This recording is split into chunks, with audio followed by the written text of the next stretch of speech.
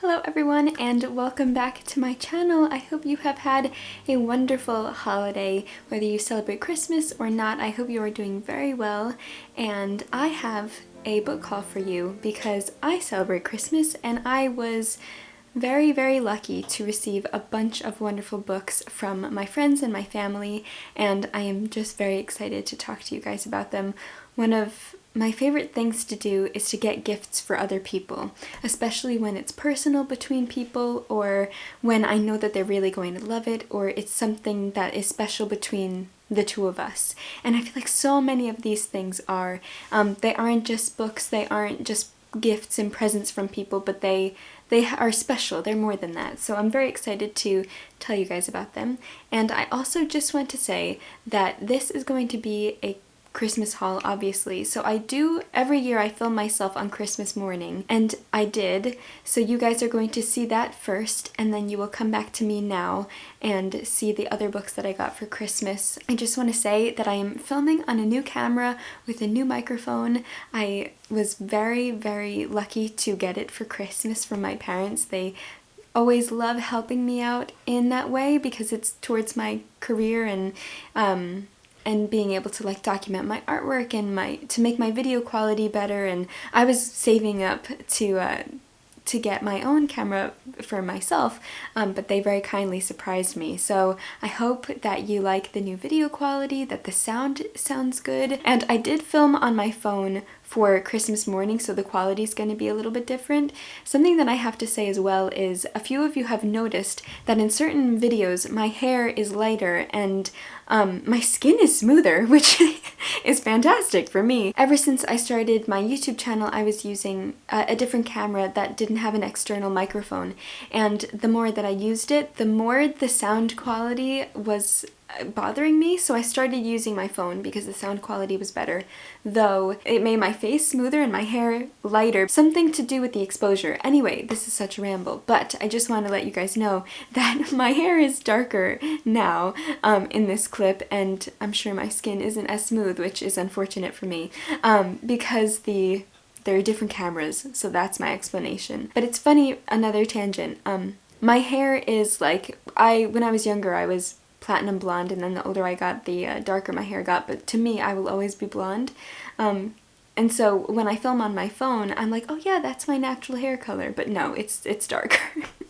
So anyway, okay, ramble over. Here is blonder, softer skinned Carolyn from Christmas morning, and then you will come back to more realistic Carolyn after Christmas. Today's, I think, the 29th of December, so yes.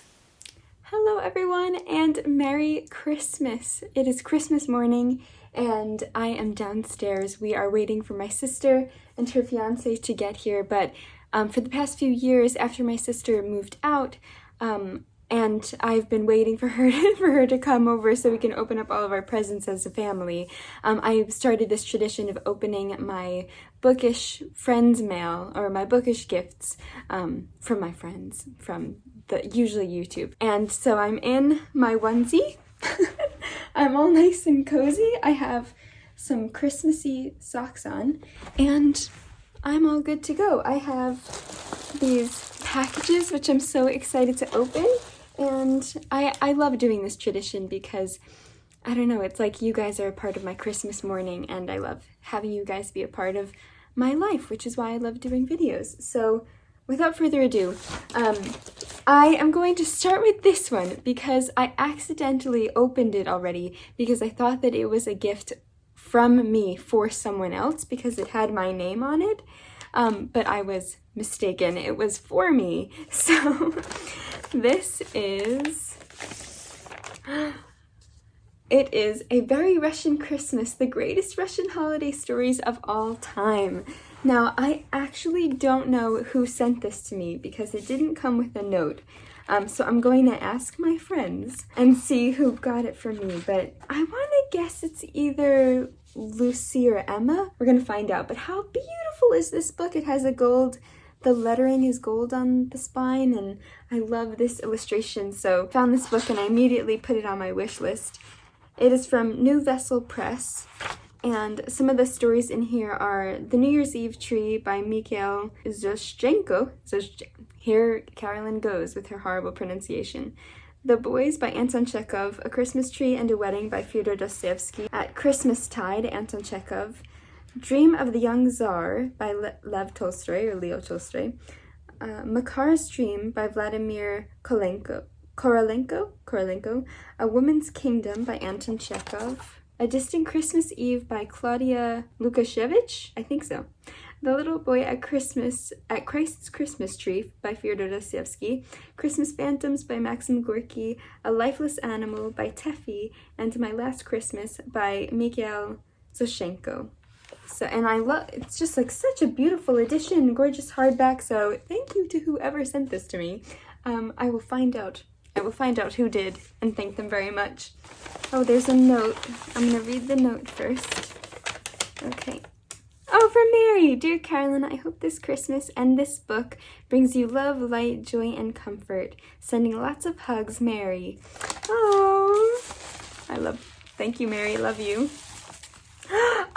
Oh my goodness, yes! So this is Enid Blyton's Nature Stories. I have been wanting to read Enid Blyton for years because I've never read any of her books, and I know so many people adore her writing, and I'm so excited to finally read some of her stories. My mom's on the phone. My sister just left. They're on their way. Do I wait or do I keep going? Let's see. Are they gonna be long? Oh, it's illustrated. I'm pausing. My dad just told my mom to shush. So this is Enid Blyton's Nature Stories, obviously. The back says, explore the great outdoors with the world's best-loved storyteller. Meet the crab looking for a new shell, and the bat who befriends a dormouse. Travel from forest to riverbank, back garden to beach, in this wonderful collection of stories that celebrate the natural world around us. That sounds so me. Thank you so much, Mary. This is absolutely perfect, and I can't wait to read it. So excited to finally read Enid Blyton, and I think this is a perfect place to start because of my great love for nature and nature stories, and I think this is a great way to introduce myself to her writing in like story format, so that's perfect. Thank you so much, Mary. This is the last one. From Kira! Merry Christmas, Carolyn. Couldn't resist a Russian novel, and this one sounds super interesting. Hope you enjoy. Have an absolutely amazing Christmas. Lots of love, Kira. Ooh, Russian. Let's see which one. Oh my gosh! This book is called Journey from St. Petersburg to Moscow by Alexander Radishchev, translated by Andrew Kahn and Irina Rafman. That's a beautiful cover. So I have this edition. What edition is this? Columbia Press. It says Alexander Radishchev's, I'm totally mispronouncing that. Journey from St. Petersburg to Moscow is among the most important pieces of writing to come out of Russia in the age of Catherine the Great.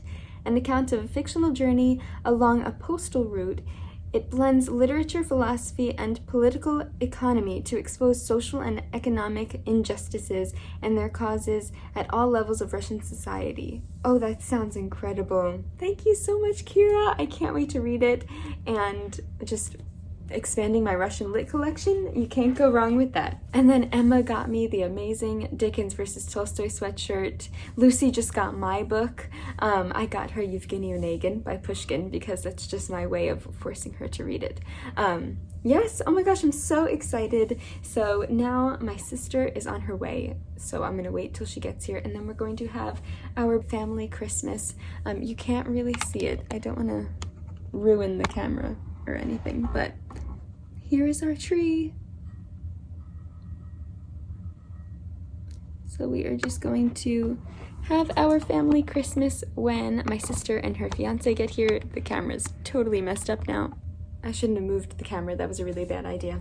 Anyway, thank you so much for watching. This is going to be a part of a bigger book haul, so I don't know when I'm going to put this in order. I think I'm going to put this after my intro, so you will see more books very shortly. Thank you so much for spending part of my Christmas morning with me. I hope you all had a wonderful Christmas as well, and or if you don't celebrate Christmas, I hope you had a wonderful day, no matter what. So thank you so much for being a part of my life and a part of my Christmas, and I hope you all had a wonderful holiday season. I will see you very, very soon.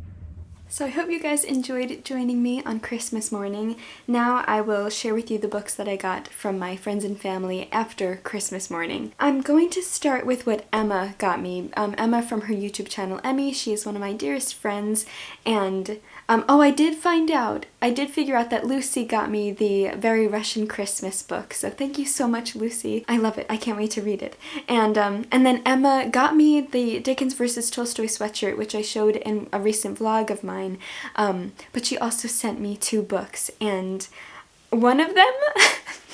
Well, I'll do the other one first, and then I'll save the best for last. So the first one she sent me is Mr. Dickens and His Carol by Samantha Silva.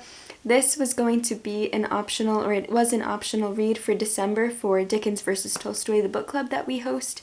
And I was going to listen to it on audiobook, but the audiobook wasn't available. I put it on hold. It didn't arrive in time. So thank God it was optional because I didn't read it. One of the hosts didn't read the book, but she had a second copy, so she very kindly sent it to me. This is just about Charles Dickens writing A Christmas Carol, and I believe it's also about his other books as well.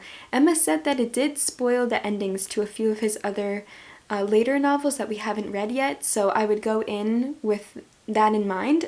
So I might save this to read maybe later on after we read more of his works.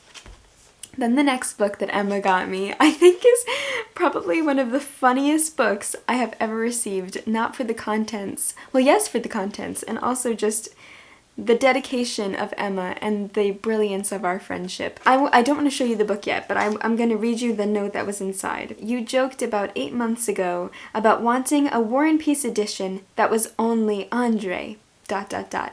Yes, you are likely the only person I would mutilate a book for. Merry Christmas, Emma. Guess what Emma did? She took apart War and Peace and only left Andre. She put on the spine Andre's version. And so she literally took out everything that wasn't Andre. Are you kidding me? Are you kidding me? This is like the best book in my possession. I can't get over that she did that. I asked her how did she do it so neatly, and she said that she just ripped the pages out, that the Oxford World's Classics editions, I guess, are easy to just rip apart. Because I thought, oh my gosh, I asked her, did you do it with a razor blade? How did you do this? She said she just ripped them out. It took her, I forgot how many months she said. She started in September. It was supposed to be for my birthday in October, but she just finished it, so she saved it for Christmas. Emma, I told you last night, but I love you for doing this. How incredible is that? That is just the funniest thing ever. So yes, this is how I'm going to reread War and Peace, is going to be a slightly abridged version where it's just Andre. I mean, he's in like a decent amount of the book. Like, that's a lot of pages still. But it's just so funny.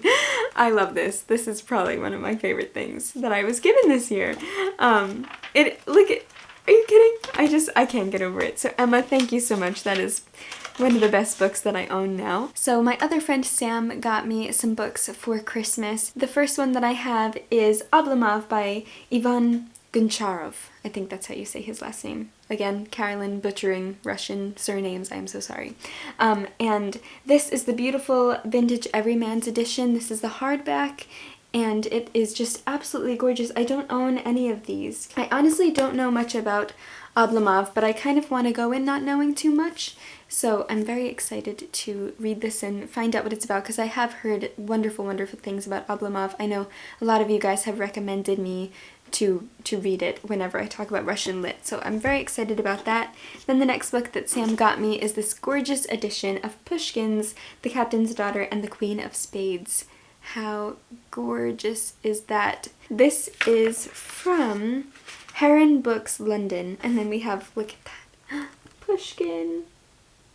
There he is.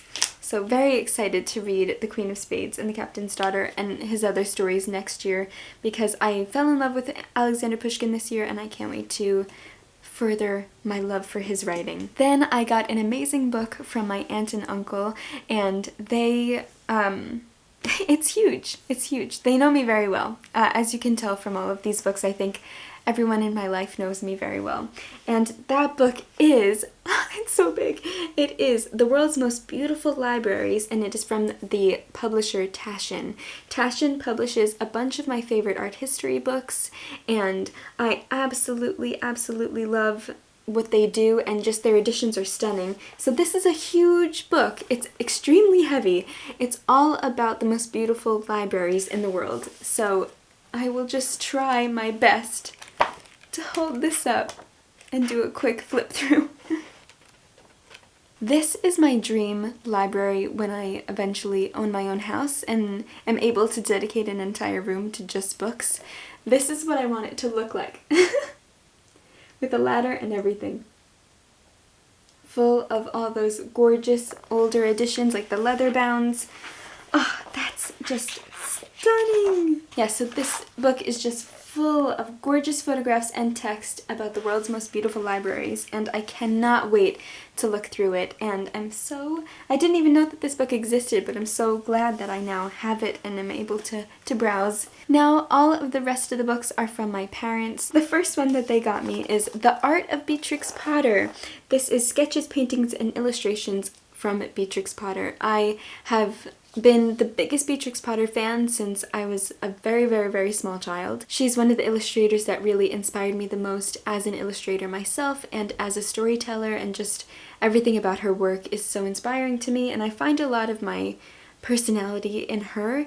I feel like she's very much a kindred spirit. I'm very much a kindred spirit to her. So this is just a gorgeous book full of her different early sketches and paintings, and it has some of her history, the places that she's traveled to, and just everything about her publications of her beautiful books. We have like a more refined version and a more sketched version. Her ink illustrations, so beautiful. So I can't wait to read through this and really learn from her techniques, her inspirations, and just everything about her artwork is incredible. So I can't wait to look through this book and learn a lot from Beatrix Potter, because she is just one of the most inspiring illustrators for me.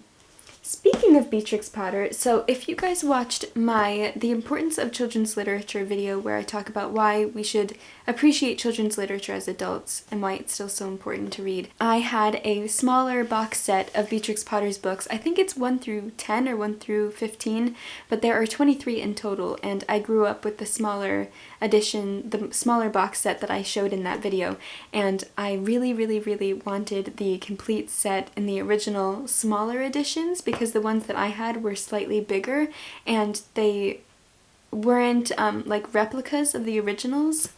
So I put the box set on my wish list for my parents. And here they are. I'm so happy. So this is Beatrix Potter's The Complete Collection of Original Tales 1 to 23. And they're just absolutely gorgeously made. I'm just going to pull a random one out. They are more modern versions of the original, but I feel like they have the essence of the originals. How beautiful is that illustration? I just can't get over her work. She's just so talented. I love everything. There's such charm and whimsy and imagination. This is one of my favorites as well, the story itself. It's just so great. Under the Dust Jacket, they're also just so beautiful. So I got the complete set, which I have actually already been reading through, and something that might be a little ridiculous of me, but I feel like many of you might agree, is when you get children's books, or specifically children's books that mean a lot to you or had some kind of relevance to your childhood. When I got this, I just thought about like my future kids and being able to read to them through this edition, or through these editions and this box set, and sort of have it be like, oh, these are the books that, you know, Mom got when she was 23 for Christmas, and then now they're yours. And so yeah, I don't know if I'm the only one that thinks that way about children's literature, but you know what I mean. I'm sure you know what I mean. Very, very special box set, and I can't wait to treasure these for many years to come. And then the next book that I have is very special, and that is The Tale of Kitten in Boots, written by Beatrix Potter and illustrated by Quentin Blake. Now this is a new book of Beatrix Potter's that was never published in her lifetime because she never ended up illustrating it, but this is a story that she wrote. It was found recently, I believe, and they asked the illustrator Quentin Blake, we all know him, we all love him, he's amazing, and his style is so different from Beatrix Potter's. Well, in a way it's similar, like it has the same charm, but the techniques are obviously very different. And I love that they asked him to do the illustrations for Beatrix Potter. I think he did such a wonderful job. Beatrix Potter wrote The Tale of Kitty in Boots in 1914, but did not find time to illustrate it. Over 100 years later, Quentin Blake has brought Kitty to life with his witty and charming illustrations.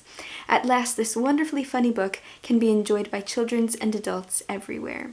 And how gorgeous. So they did another like replica of the same style of Beatrix Potter, but in Quentin Blake's hand, in his style. So it's like a mashup of the two, and it's just absolutely charming, and it has the essence of Beatrix Potter while also feeling entirely new, which I think is so exciting for readers who have grown up like me loving Beatrix Potter and being able to experience an entirely new story that we've never read before. So can't wait to read this because it's a Beatrix Potter I've never read before.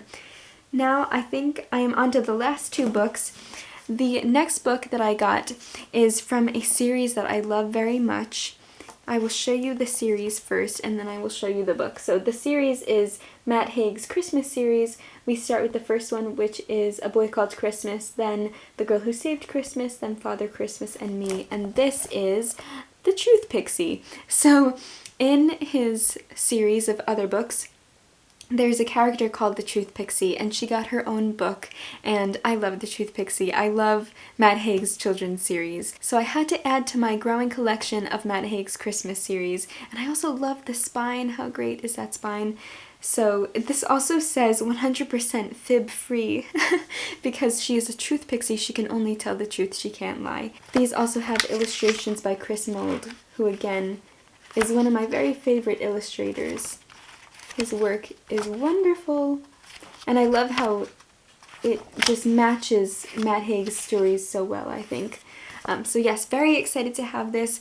I have been reading so much middle grade recently because the book that I'm writing and illustrating is a middle grade, and so I get so much inspiration, and it really just creates so many new ideas when I see what other people are doing in the same genre and the same age group. So, and Matt Haig, I love his stories so much, especially Surrounding Christmas. So I think I want to read this very soon because it still kind of feels like the holiday season, even though right now it's that awkward time between Christmas and New Year that we're like, what day is it? What year is it? What planet am I on? Who am I? So yes, very excited about this one.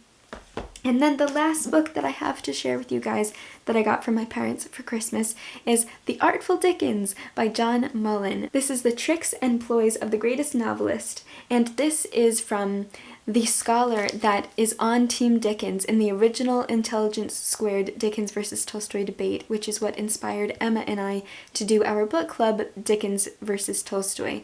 And we have our live shows about the different authors and who we prefer, and the original debate is debating who is the greater 19th century novelist, and one of the scholars, the scholar that is Team Dickens, is John Mullen, who is also a scholar in Jane Austen, and he's just such a wealth of knowledge. And he wrote an entire book on the tricks and ploys of the writing of Charles Dickens, and me being a writer myself, and like I said, going to do my own work, it's so fantastic that we have books like this so I can sort of see what Dickens is doing and learn and see how he constructs a sentence and the specific words that he uses, or even words that he makes up, phrases that he said in his books that have become household names and household phrases. And it's just fantastic to be able to have something like this. So I'm very, very eager to read it. It's quite large, which is fantastic because the more about Dickens' writing, the better. So it says, discover the tricks of a literary master in this essential guide to the fictional world of Charles Dickens. From Pickwick to Scrooge, Copperfield to Twist, how did Dickens find the perfect names for his characters? What was Dickens's favorite way of killing his characters? When is a Dickens character most likely to see a ghost? Why is Dickens's trickery only fully realized when his novels are read aloud? In 13 entertaining and wonderfully insightful essays, John Mullen explores the literary machinations of Dickens's eccentric genius, from his delight in clichés to his renderings of smells and his outrageous use of coincidences. A treat for all lovers of Dickens, this vibrant compendium puts his audacity, originality, and brilliance on full display. That just sounds amazing. So this is actually, I believe, one of the last books for Dickens versus Tolstoy. We wanted to put it in because of all of the inspiration. John Mullen was the scholar that was, part of the original debate, and Emma and I are so fascinated by Dickens as a writer, and so it will be read in 2024, which is the end of the book club, because it lasts for 4 years. We made it through the first year, which is so exciting, but we still have 3 years to go. But I think I might read this before then, and then just reread it. So that is the last book. Thank you guys so much for watching this video. I hope maybe you found some books you didn't know about, or let me know what you got for Christmas, or books that you have your eye on. Let me know. I'm quite nosy when it comes to new books, which is why I always love a good book haul. So yes, I hope you had a fantastic Christmas if you celebrated. If not, I hope you are having a fantastic end of the year, and I probably won't see you until the new year. So I hope you had a Merry Christmas, and I hope you have a wonderful and happy new year, and I will see you soon in another video. Happy reading.